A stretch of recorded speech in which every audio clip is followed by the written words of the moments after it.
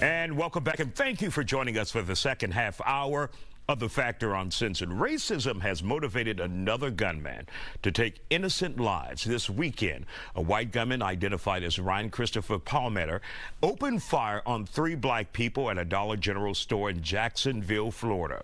Now, according to investigators, the gunman left behind a manifesto, and he made it clear he hated black people. The manifesto is, quite frankly, the diary of a madman. He was just completely irrational.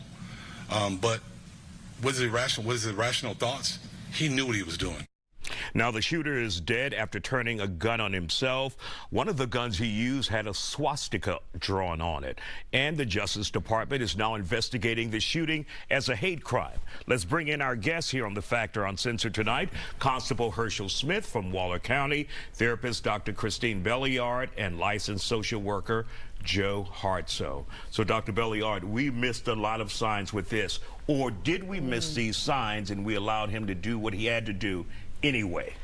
So I just first want to acknowledge that 3 beautiful lives were lost. Just Absolutely. Going to the Dollar General, which we all have our stops that we go into. And I was thinking this morning, what were they going in for? Maybe just a drink or something they needed to help clean the house. So for me, it's just so important that we don't notice and take credence on these lives were lost just because of the color of their skin. And so I don't think that this is something that we missed. As you mentioned, this young man, he actually was on a hold. So in Florida, I'm actually licensed in Florida. I moved here from Florida. I'm very familiar with the laws there when it comes to mental health. So he had a 72-hour involuntary hold. So that he was being examined and they let him go. And what I did think about, when we think about our diagnoses as therapists, we have over 300, there's not one for racism. So it's important to look at this systemically, that we really are missing it as far as holding people accountable and knowing that racism truly does have clear indications that can cause lives to be lost.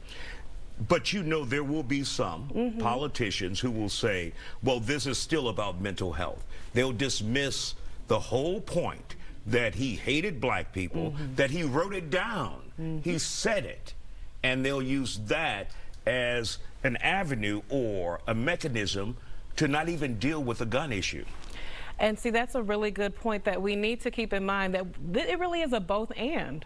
Because first off, as I know many people have seen, the governor of Florida was there to offer condolences. Got booed off the stage. Yeah. And I thought about the vicarious racial trauma, how traumatizing that you're sitting here trying to grieve, and the person that has loosened the gun laws, that has said we don't need to deal with race, it's not important, is here now saying this person's a scumbag, but actually the policies and what has been given as far as rhetoric and like actual laws have, in my opinion, have clearly led to this person feeling like this is okay to do. And Joe, let me ask you this. Obviously, the person who's responsible for pulling the trigger, pulled the trigger, and they're responsible for that heinous act. But do we sometimes create an environment for that when it comes to politics? Well, and we're specifically talking about Florida and Ron DeSantis.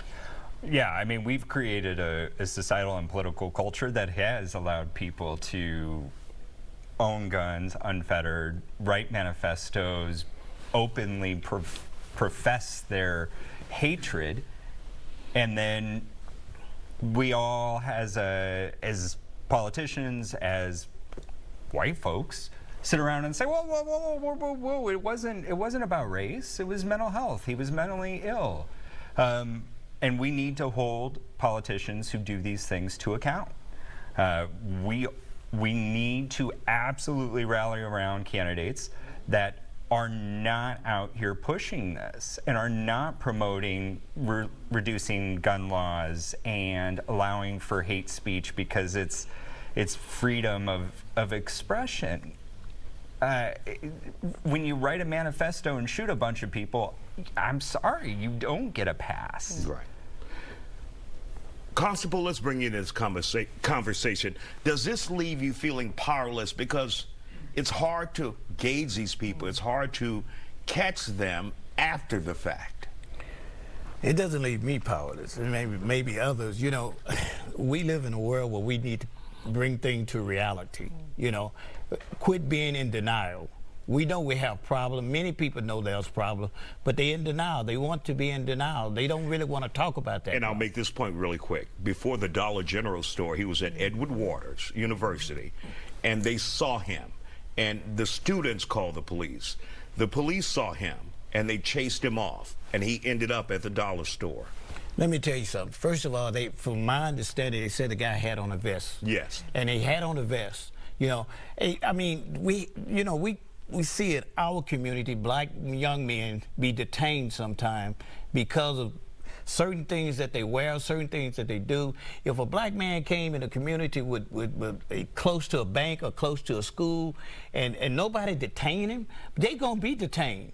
But this guy had a vest on. Somebody should have detained him and looked in, and they had reason, probable cause to search his car and everything with a vest on around a school. I mean, something wrong with that. And the officers let him go. That would never happen in the black community. Never happen. And I say this to the officers all the time. We're going to be fair, firm, and consistent. And when officers are fair, firm, and consistent with everybody and not try to judge people by who they are, we can make good decisions. But they fail. We appreciate you all. Thank you for joining us tonight.